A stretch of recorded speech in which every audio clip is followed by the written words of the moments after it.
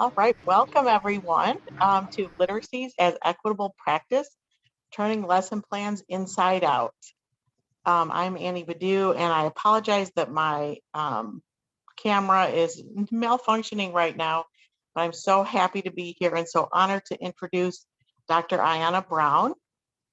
She earned her, Bachelor of Science from Tuskegee University in Secondary Education Language Arts, her MED in Curriculum and Instructional Leadership, and PhD from Vanderbilt University in Interdisciplinary Studies, Language Literacy and Sociology. Her educational career includes teaching middle school language arts, working with first generation college planning as a scholarship coordinator for Project Grad, family and community academic development and teacher professional development with Imagine College, and presently an associate professor of education and coordinator for the middle level English language arts major at Elmhurst University. Dr. Brown is the author of several peer-reviewed journal articles, several book chapters, and is the co-editor of Critical Consciousness in Curricular Research, Evidence from the Field.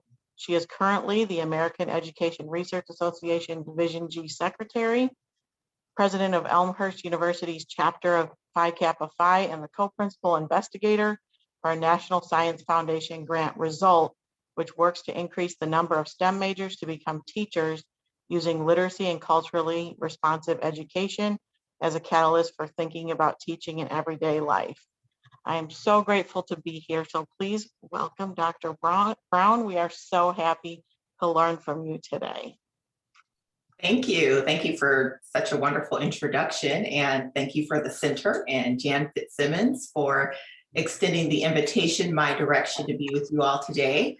I'd like to also thank my colleague and friend, Deb Meyer, for her continuous work in the state of Illinois, as well as partnership with Jan Fitzsimmons and all of these projects. So thank you very much. I believe my colleague also, Dr. Teresa Robinson, presented earlier today. So the band is back together again, indeed, Jan, and it's always a pleasure. We're going to do a couple of things today. It is my intention for this to be interactive, but also a bit reflective. So there'll be a few to-do tasks as we work and think today. All of the information that you will experience, I'm going to be sharing clips of things. So you'll be seeing things in pieces rather than in whole, so that it's enough for you to seek. And I think that's one of the biggest pieces about developing an understanding of literacies, and that it is intended to be plural, around this notion of equity, is so that we leave people feeling like there's more they ought to know. So that is absolutely captured in what I'm going to call my Library of Congress spiraling wheel that you see on the slide there. I often imagine if I ever had the privilege of walking into a physical building of the Library of Congress, I would feel like it's a never-ending place where I would just be in the midst of books, wandering forever. There is a recent running joke among some colleagues of mine that they believe my middle name is ISBN. Indeed, it's not. It is F. The initial is F. So thank you so much. And I'm sure my timekeeper will keep me apprised of how we're doing with time. So this presentation begins. I want to review the learning outcomes that were listed in the description. These are always lofty, right? There's the intention, and then there's what actually happens. So it is ideal that the participants will develop an understanding of literacies and its construction within and beyond text. And so we're going to talk about what constitutes text as well.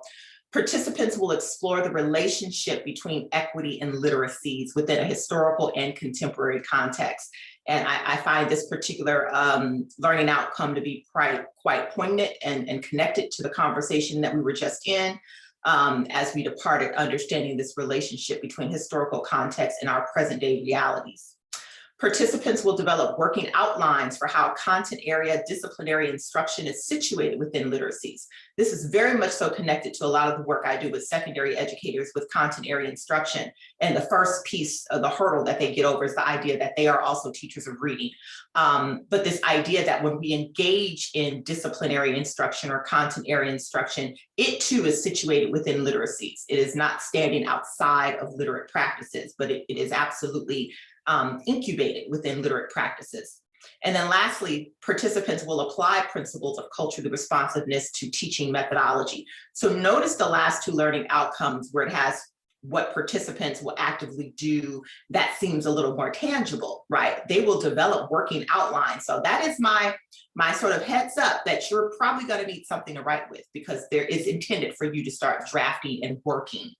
And then this application piece is going to be a little bit more verbal, with the expectation that you will desire to follow up in some capacity. So what you see in the center of your screen is an ecological consideration. It's not a model, but there are ecological considerations for literacies as equitable practices. And when we talk about an ecological model, we are really diving into the sociological construct that the ecology of things means that there's a relationship between community, environment, the landscaping of things that is both socially formed yet historically rooted. And so when we're looking to try to understand an ecological model, we absolutely are bridging the gap between what we experience and what we see and the various contexts that inform that. So my approach to this conversation is that there are ecological considerations for literacies as equitable practices. It isn't just having a great storybook, right? Right, Sophia Valdez, future prez. It isn't just having a great children's lit book and say, oh, this is a great story and the main character is a Latina, and because it's a Latina, therefore I'm being diverse and I'm using different contexts because I'm engaging representations. An ecological context suggests that the texts that you choose, the literacies that you choose to engage in, are situated and they're reflective of a socio-political, socio-cultural, and socioeconomic notion of literacy within the larger society. So a lot of things I'm going to say, you're very much so going to hear my sociology brain working with you. The aspect of the ecological considerations is also to recognize that literacy and literacies, if you will, have always been used as a gatekeeping mechanism. So I'm down here in the green. And when we talk about literacies being used as a gatekeeping mechanism, we have to reconcile the fact that everyone was not afforded the opportunity to be literate. And in most cases, as our scholars note, in terms of access to literacy, sometimes it was in exchange for life itself. So when we talk about literacy as a gatekeeping mechanism, historically, we can think about it as a way in which people were withheld from the opportunities to engage in literate practices, but also as an opportunity to maintain something, to retain status quo, to maintain the status quo, to deny people of opportunity to understand life in various capacities. So literacy functions in its most powerful way because it functions within this historical context, but it's also a gatekeeping mechanism that we still see in play today. We're going to talk about that. In red, you see at the top right that literacy and this ecological consideration also includes the reformation of literacy from the ground up. And this is where we start seeing students' lives, students' perspectives, community, out of school literacies, driving the reformation of what does it mean to be literate and how do you know? The reformation of literacy from the ground up, and notice I did not plural this one. Okay, because when we talk about the reformation of literacy, we're talking about overwhelmingly the acultural model that people assume literacy means reading and writing. Literacy is bounded, if you will, if I go back to the idea that literacy is bounded to this text, right? If I can read this text, then I am literate. Well, the reformation of literacy is to disrupt that idea that there aren't other literacies, which is what makes that plural, in addition to printed text. And then finally, the idea of literacy as a form of liberation. It does not escape me of the color pattern that I have chosen on this slide. When we think about the ecology of literacies, please notice that the word literacy is in yellow. We see red, we see black, and we see green, which also signifies the African flag or the African American induction of flags of the African continent and this idea of liberation. Now, it may seem or it might appear that in this conversation, I'm using an African-centered or African-American-centered context for this conversation. This is not simply rooted in Blackness. Okay, this conversation isn't rooted in Blackness. However, when we think about the historical laws in the United States that define literacy, we are talking about laws overwhelmingly that revolve around the experiences of Black people. And so, much like I discuss education opportunity and the advancement of equity, we often have to march through the portal of race in order to get to other forms of equity. And so, withholding that understanding is to deny our reconciliation that our country overwhelmingly made most of its earliest decisions about opportunity going through the portal of race, even beginning with 1790 with the initiation of our understanding of immigration, rights to ownership, citizenship. All those went through the portal of race before they entered into any other portal of opportunity. So it is here, and please let me know if there's comments in the chat or places I need to pause. I'm not sure who's managing the chat, but let me know if there are moments where I need to pause. So let's begin here. So I want to frame this conversation about literacy and equity and literacy using the hallmarks of Frederick Douglass.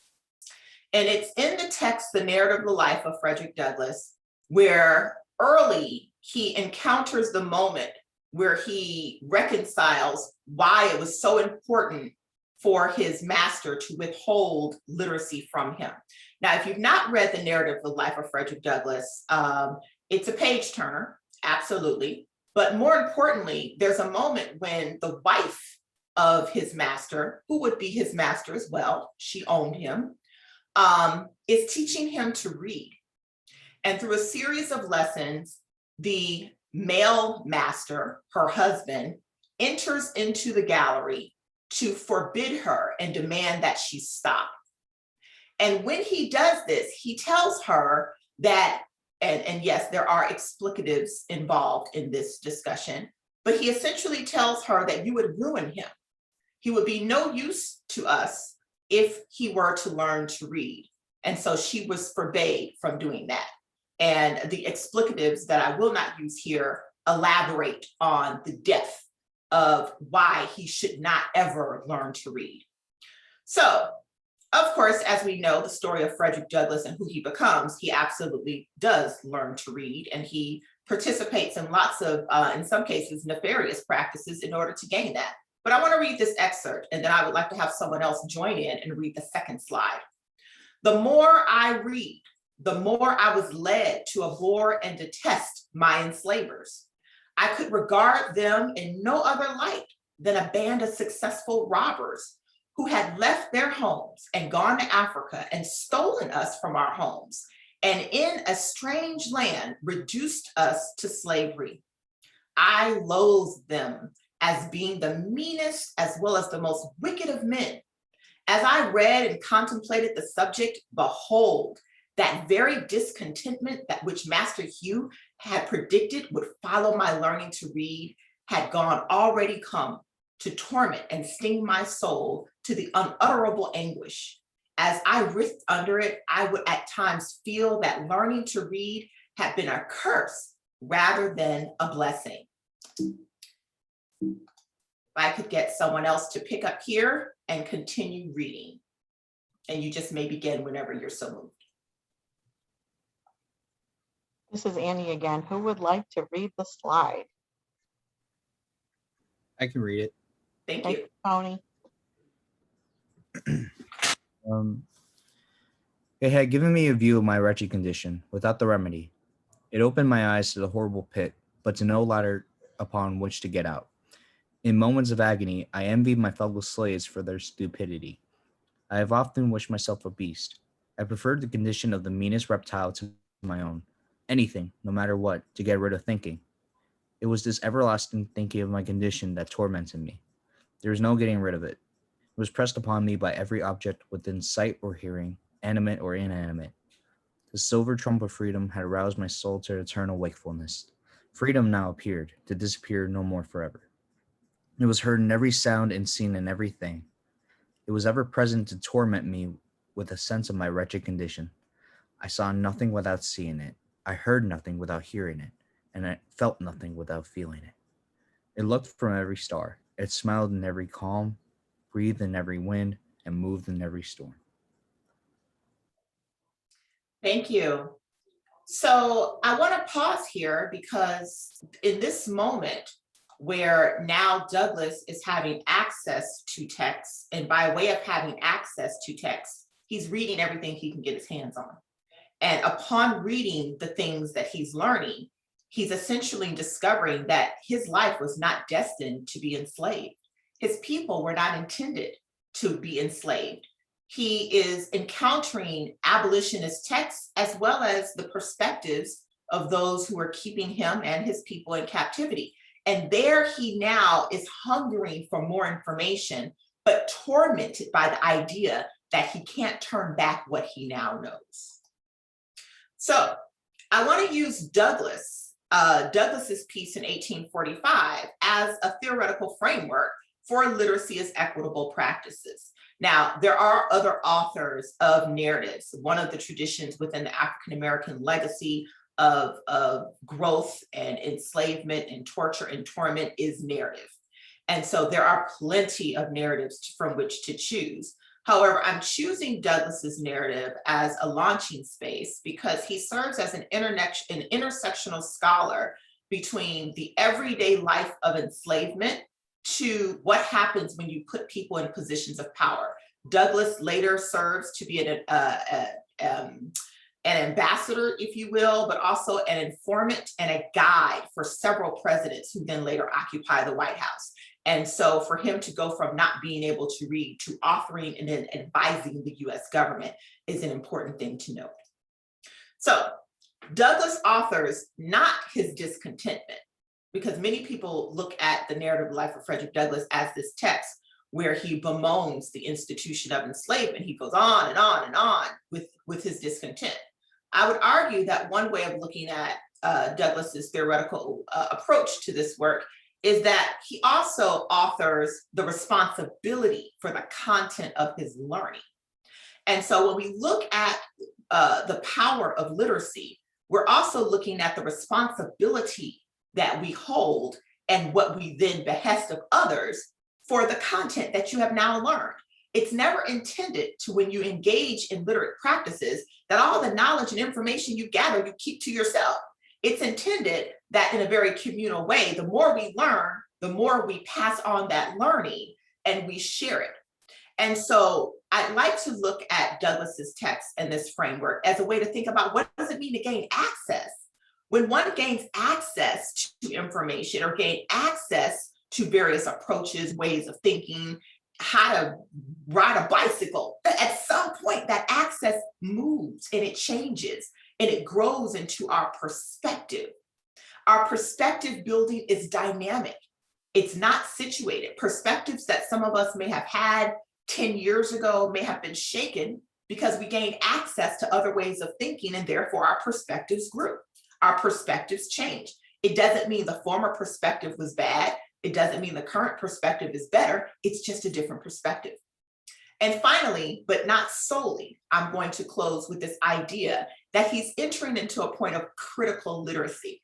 And I'm using critical literacy as a foundational to what we're going to discuss later with critical race theory, because they are of the same family, although they diverge, particularly in critical legal scholarship, and then moving into critical race theory. So Douglas's text is not just about being discontented or unhappy or displeased, as many of our contemporary legislators would like to believe is the bemoaning, if you will, of critical scholars. But it's about what the responsibility you have for the content of what you have learned. So if we situate equity and literacy in time, I'm using this very limited representation of time to talk about 1845 when Douglas writes this text. Now notice it's 20 years before Galveston, Texas. And if you've been paying attention to what the history of Juneteenth is, if you've been even having one eye open on the significance of 1865, we know that the Emancipation Proclamation was drafted in 1862. It was signed in 1863. However, the last enslaved African Americans lived in Galveston, Texas. It was when Garner goes to Galveston, Texas to announce, to proclaim to the people down in Texas, essentially, hey, it's done, right? Lee surrendered and the war is over and you're no longer enslaved, you're actually free. So the history of Juneteenth, which is June 19th, 1865, is the history of the awakening, if you will, of the last group of people who would not have been told by their masters that that war had ended and that they were actually free. They did not have access to any text, any form of literacy. Certainly wasn't going to be a text message, an Instagram post, an email, a Gmail, or a Twitter to say, hey, guess what? You can leave now. No one was going to inform them that they could author their own lives. So it's through the power of the word, oral tradition and oral literacy that you have a whole generation of folks who didn't even know that they were free people. And so the 20-year gap between Douglass and Juneteenth, June 19th, which is the liberation of African-American people, takes us to reconciling what happened between that date of liberation, 1865, and 1965. Now, I want to pause here. I don't want to make any assumptions, but I would love to know, why did I choose 1965? Does anyone in the audience, I don't know if we're giving away any books, but does anyone want to toss out, like, why'd she pick 1965 and as the jump from 1865? Anyone want to toss out an idea? Any takers on that? So Tony says the Civil Rights Act. Okay. We have the signing of the Civil Rights Act somewhere in there. It's hanging out there. Thank you, Tony. Who else is here other than Tony? I'm nodding. Yes, Tony. There's more. Okay. So Voting Rights Act, women's voting.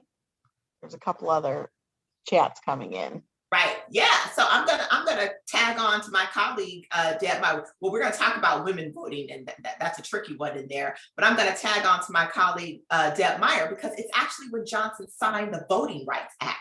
You literally just had Selma to happen. You have all of these events happening in the South, and it isn't until after Bloody Sunday that you actually get Johnson as a result of the behesting of King. Many people celebrate Johnson for signing the Voting Rights Act. However, Johnson wasn't necessarily compelled to sign it. It took Martin Luther King to sit in his office to get him to sign that document. So the Voting Rights Act gets signed, which means we're no longer going to allow the South to participate in the Jim Crowing, if you will, the literacy test to decide whether or not someone gets to vote. Okay, now this is an important piece. It's actually a very personal piece for me, although I was not born in 1965, but my grandfather often told stories of the various things that occurred when he went to a vote, when he went to try to go vote. And one of the stories that's very signature in our family is when my grandfather attempted to vote, and he was told that he needed to recite the alphabet backwards. And so, not having any idea of what recite the alphabet backwards, that was something that he could not do, and therefore was denied that right to vote. Well, as his granddaughter, here I am, ZYXWV UTSRQPONMLKJIHGFEDCBA, because he thought that was a real thing. And so we had to know it forward and backwards. Access creates a culture of something. So now, 1965 to 2021, you may be thinking, no, everyone has the right to vote. Well, sorta, if you think about how that's being challenged, right? So we're looking at the way in which literacy has functioned. Now, we could talk about redlining. We could talk about opportunities for housing as literate practices. We could talk about all forms of ways in which literacy is governing how people have access to live. So what Douglass does in 1845 actually forewarned us.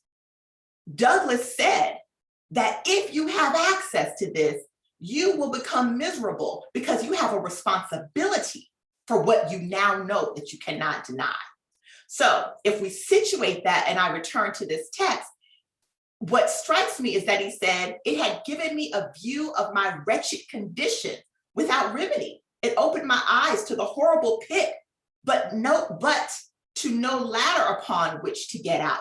In moments of agony, I envied my fellow slaves for their stupidity. I have often wished myself a beast. He talks about this idea of, now that I know absolutely what I know, there is what he refers to as, there is a wakefulness, okay? The silver trump of freedom has roused my soul to eternal wakefulness. Hold on to that word there.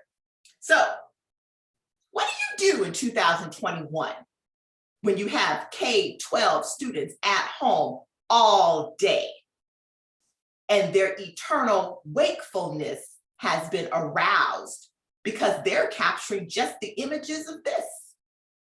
Can we not engage in conversations about what these things mean, even if we don't agree, or even if we do agree with them? Okay, this is an important part.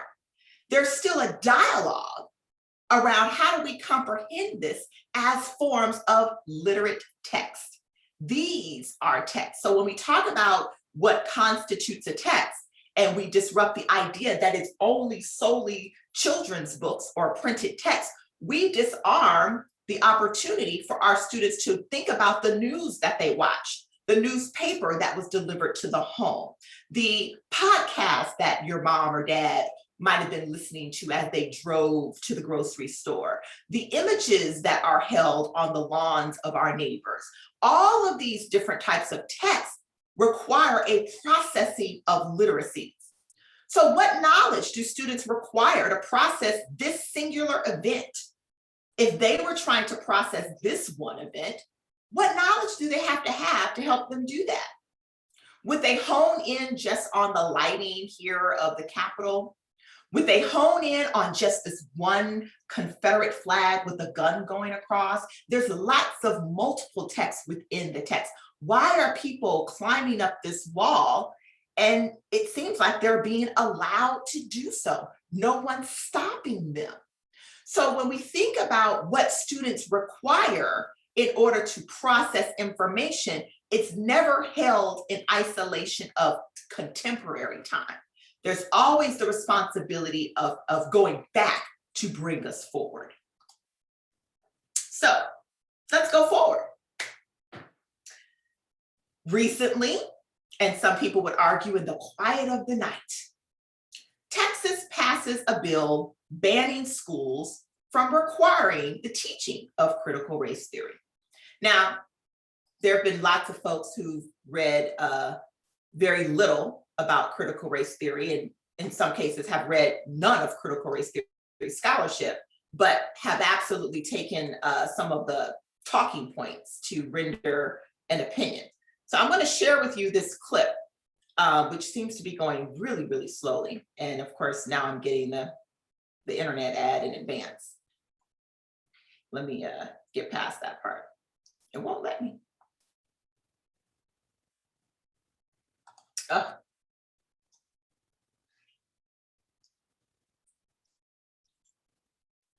All right, guess not. Okay, so I will not belabor time for that. So in the article, you have from the sources called The Hill. It reads, the Texas Senate on Saturday passed legislation that would ban schools from requiring staff to teach critical race theory.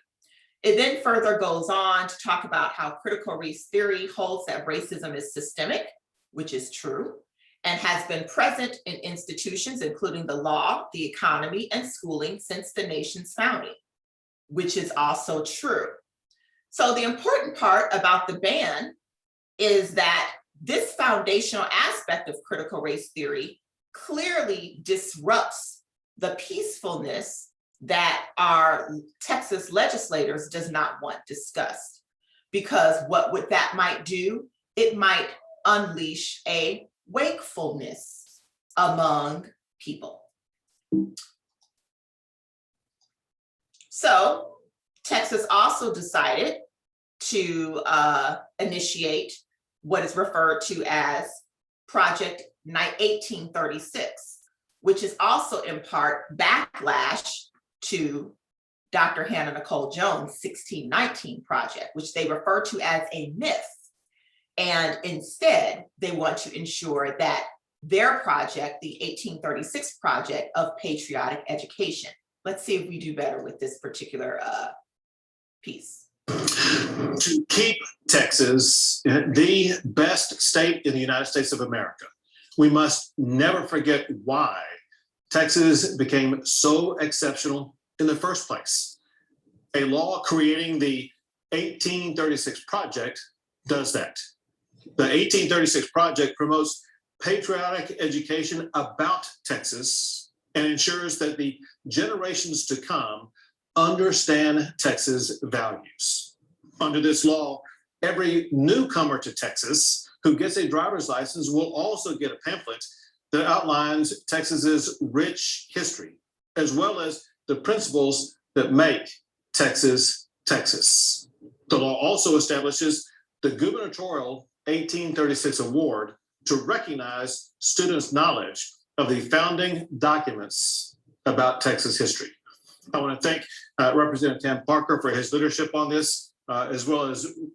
So I'll pause here. Again, this is something you can go back to later, and I'm going to stop sharing briefly just so that we can engage in a little dialogue in the irony, if you will, of the elimination of the study of history in one direction, but it's signing a law of the study of patriotic education. And what do you think that absolutely means there? So I'm going to pause here just to allow people to take a breath and to speak a little bit. What are you understanding then about Douglas's notion of wakefulness, and why?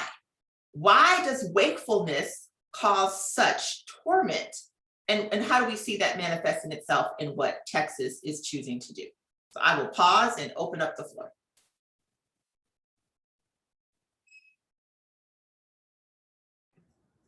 I guess when it comes to trying to persuade someone to be awoke of what certain information they're presented to, I guess they're trying to force them to be awoke to a certain ideology, which in turn creates this overall imposing mindset that will eventually domineer all of Texas rather than the rest of the country, who has grown up with this idea of being diverse and being aware of all of the flaws that are just the American systemic issues have created.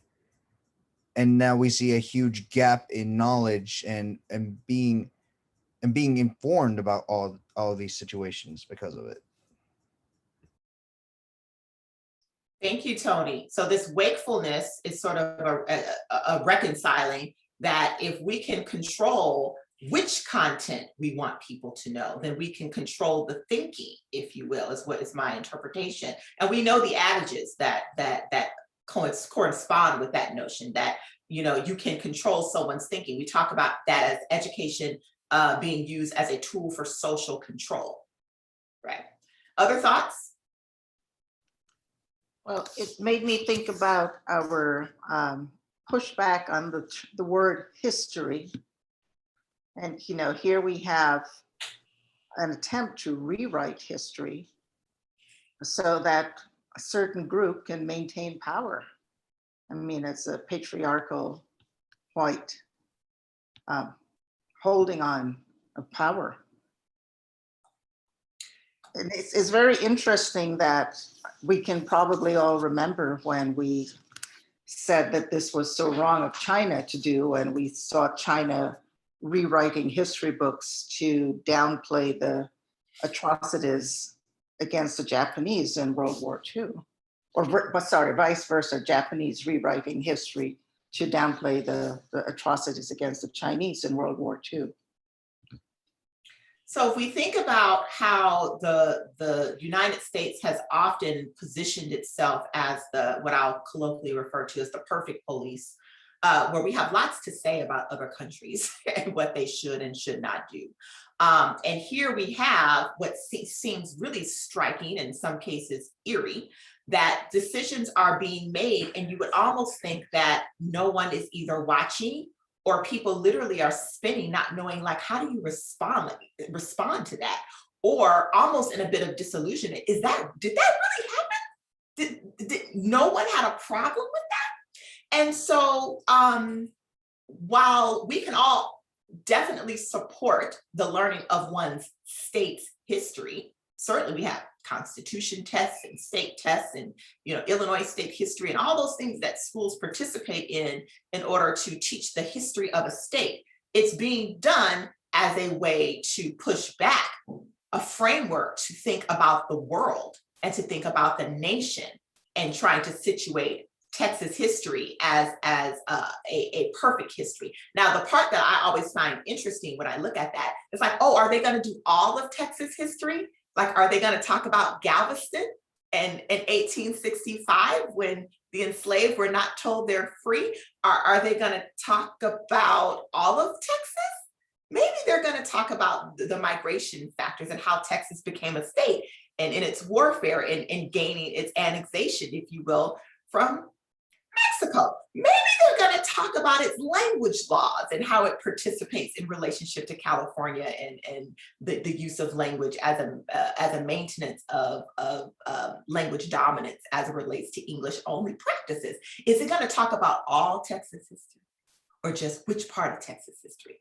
So we can easily support the teaching of state history when you live in a state. Awesome. But which parts do you decide? And so those key dog whistle terms like in Texas values. Oh, which values do you mean? Right? So, all right, just wanted to get a sense. How are we doing out there? Everybody okay? Okay, awesome. All right, so I'm going to return back to the presentation just to move us forward with a couple of thoughts that I want us to lead into as we think about this multiplicity of text.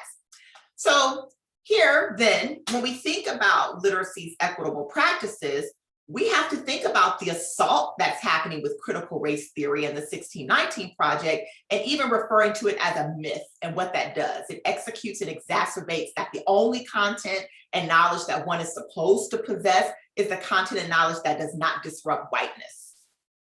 It's also a legal reinforcement of one story, as we see in Texas, and it reminds us that literacy and opportunities to learn is the greatest weapon against oppression. So, sorry, I didn't realize that the slideshow was on. So if we think about wakefulness and this journey of what Douglas offers us with wakefulness, he uses this language in 1845, which is very much so the precursor to Du Bois' notion of double consciousness, which he gives us in 1901. And for our youth today, what they would then call being woke. So all of this have rich tentacles. However, the trajectory of wakefulness must not submit itself to a trendy discourse left to the discretion of youth to manage. Youth are not responsible for managing the trendy discourse, but I'm pretty sure they don't necessarily know that their 21st century 2021 woke comes and is derived from Douglas' 1845 wakefulness and Douglas's notion of double consciousness. It is within the capacity of literacies then, as it has always been, to develop students' perspective and content knowledge in ways that disrupts the status quo and develops critical consciousness towards an education for what? And so when we talk about an education for what, we're then saying, why are we reading this? Why are we learning this? And so here's an example where our students would say, well, education for what? And they may say, well, there's some things we need to know because this is America. And what does that mean? To just conclude, well, this is America. Well, if we ask Childish Gambino, he takes several historical examples and he laces them into this song, even pulling from the disruption of using dance and the satirical notion of happy Black people just dance and sing without being conscious of the decisions that they make. So I want you to take a piece of this text just to situate this idea of wakefulness.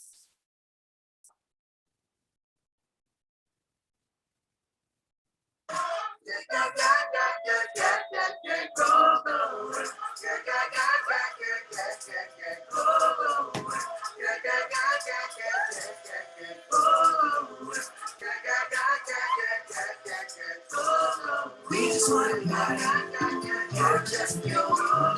We just want to not just for you. I don't want to not just for you. This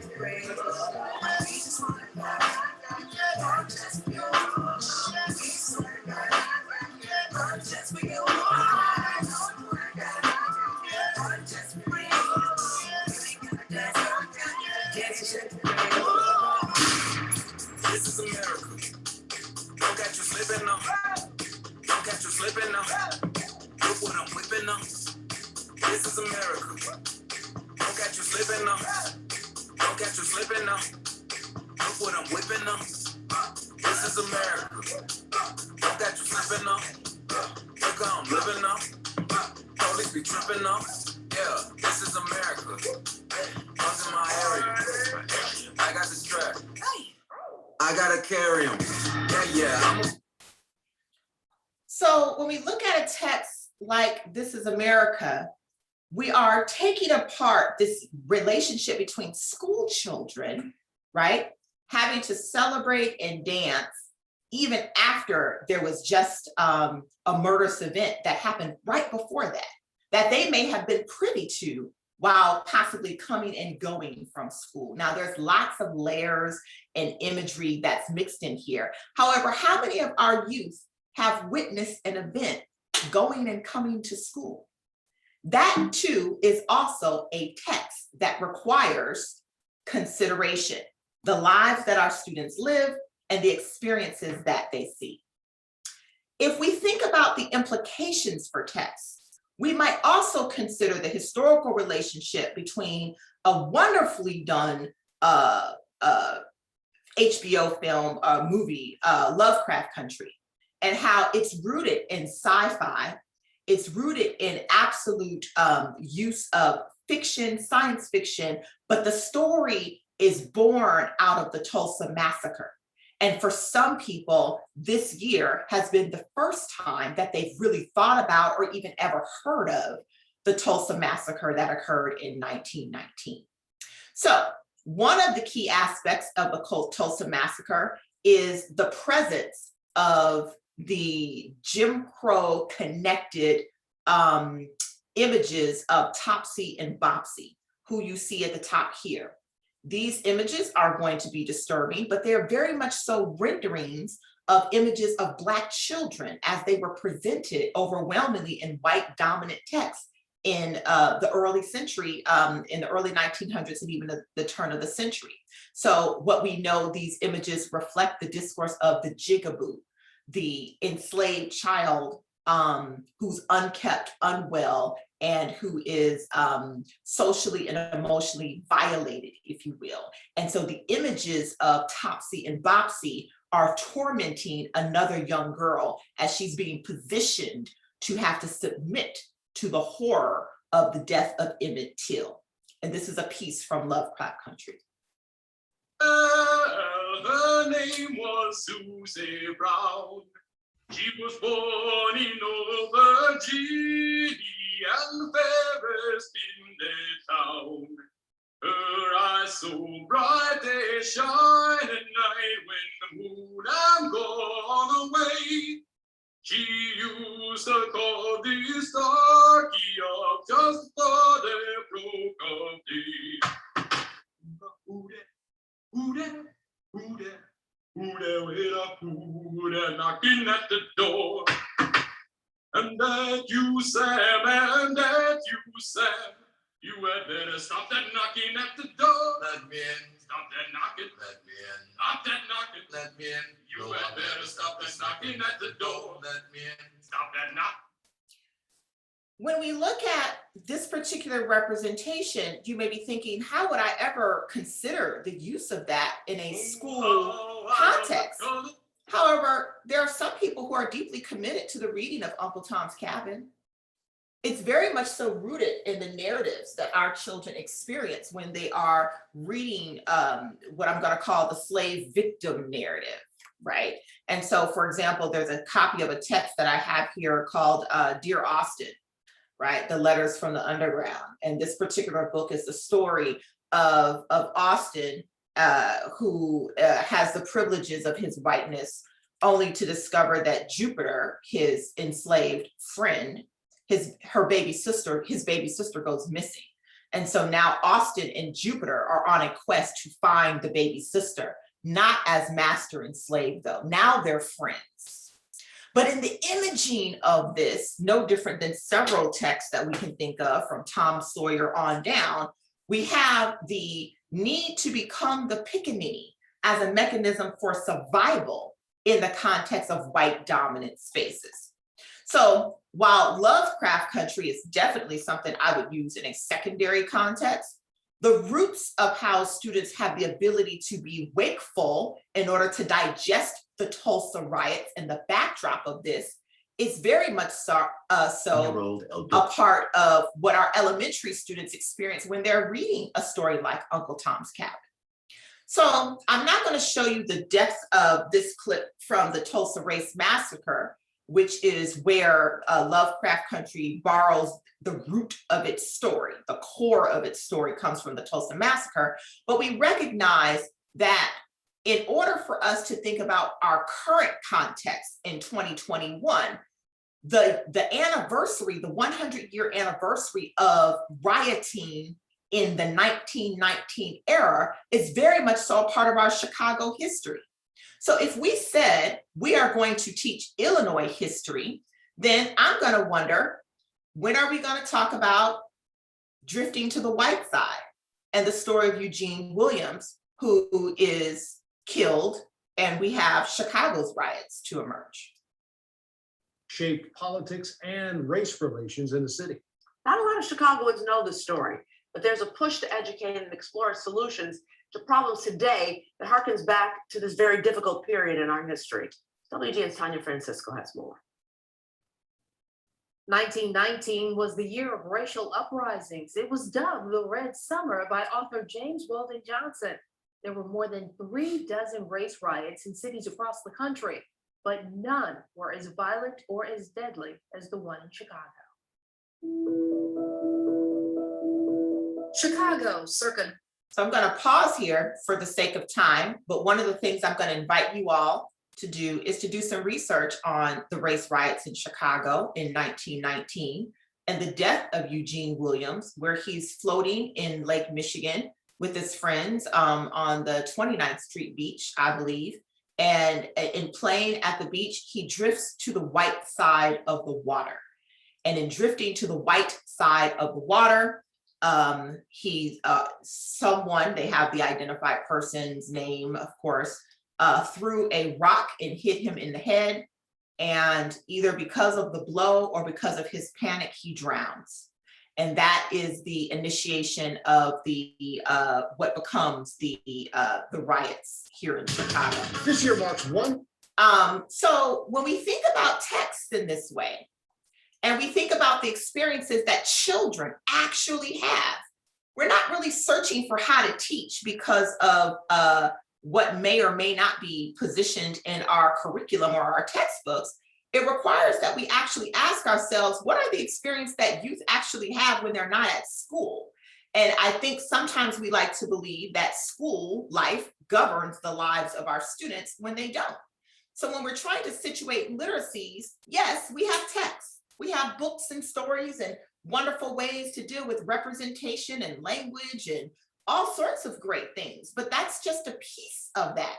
There are the perspectives that our students come to school with based off the lives that they actually live, and they're looking for a place of how to understand those experiences within the text that teachers choose, alongside the literate practices that they would have to yield. What do you do with it?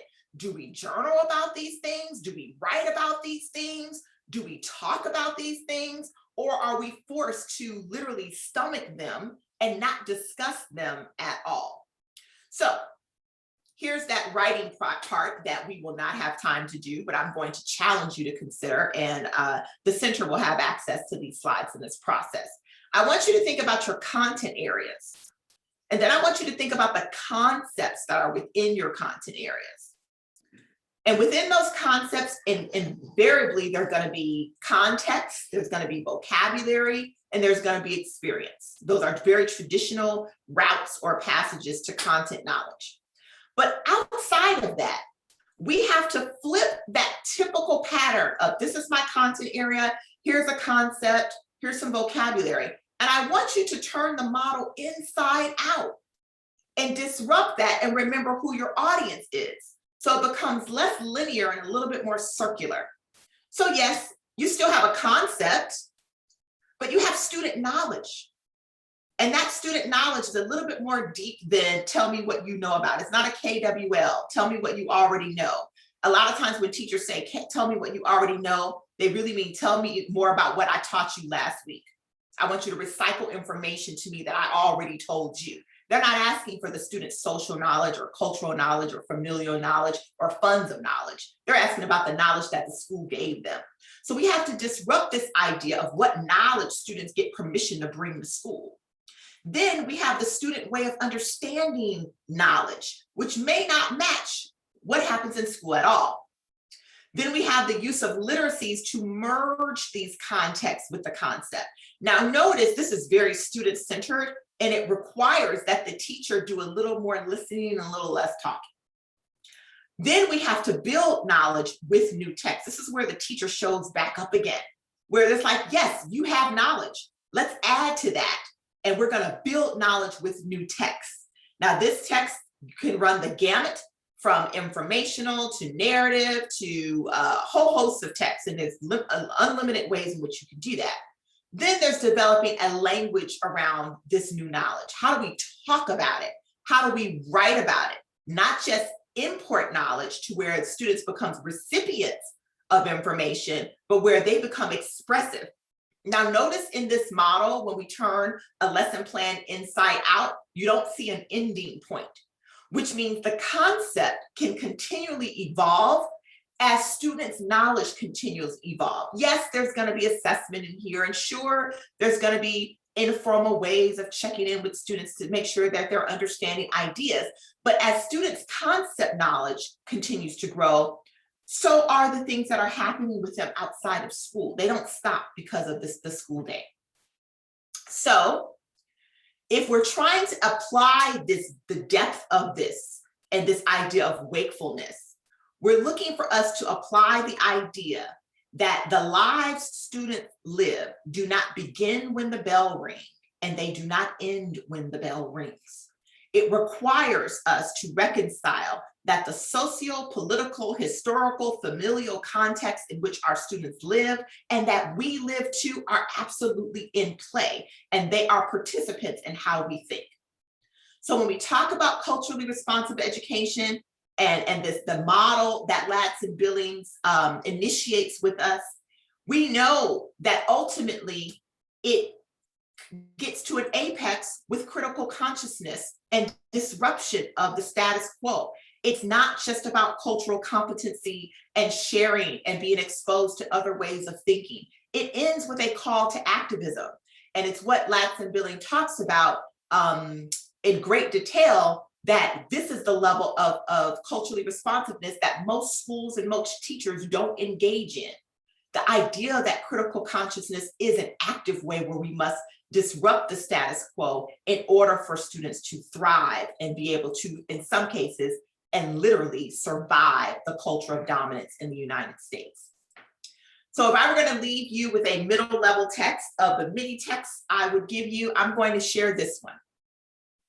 I'm going to say that Tristan Strong Punches a Hole in the Sky is by far one of the great short novels that offers us African folklore, African-American popular culture, language, community, representation in ways that we don't find. It takes on mythology. It takes on every Brer Rabbit story, John Henry, African Adinkra symbols, and it mashes them up into a wonderful fusion that can connect. And one of the things that strikes me, in addition to the fact that one of the characters' name is Ayana, and I've generally never heard my name in a storybook before, but I always ask the question of, when was the last time you read a book and the hero was a little Black boy? Not a little Black boy, meaning 5, but a 14-year-old Black boy who was not a victim, who was not a villain, who was also not an antagonist. When have you read that story? And we don't have time unless Jan gives me 5 minutes. when was the last time that you saw a Black boy as a hero? And so I think the Into the Spider-Verse is a great example where you see family and community and love, where you have an African-American, actually African-American Latinx child, because his mom is Latina, who's participating in the shaping of the life of this boy who becomes the hero. And yes, it's Spider-Man, but you get culture. And I can share the clip, but Jan will have to give me the cue about how much time we're dealing with. I think we're up. So Jan, you have to stop.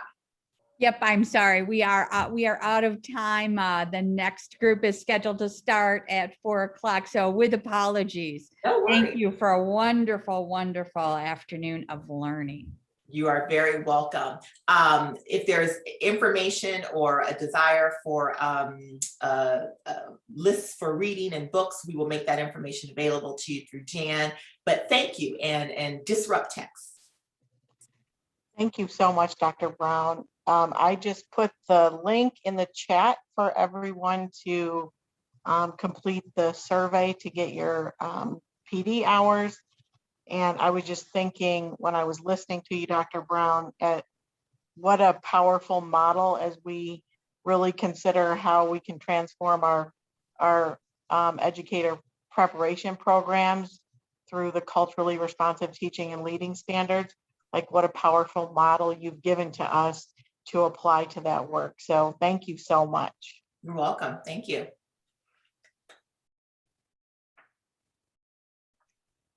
Thank you so much. We're going to just randomly, how about Dr. Brown, if you randomly select someone whose hand is up on 3, who hasn't received a book yet, okay? Oh no, the pressure. The pressure. Are you ready? 1, 2, 3. Oh, the hands weren't coming up so fast.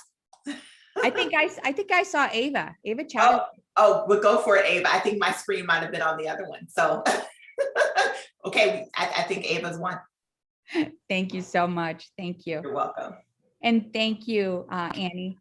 We have an extraordinarily great last group for you, talking about classroom environment, social justice, and equity with Juana Rees and Jennifer Hernandez. So take a very quick 2-minute break and come right back at 4 o'clock because we're going to be ready to start. Thank you so much.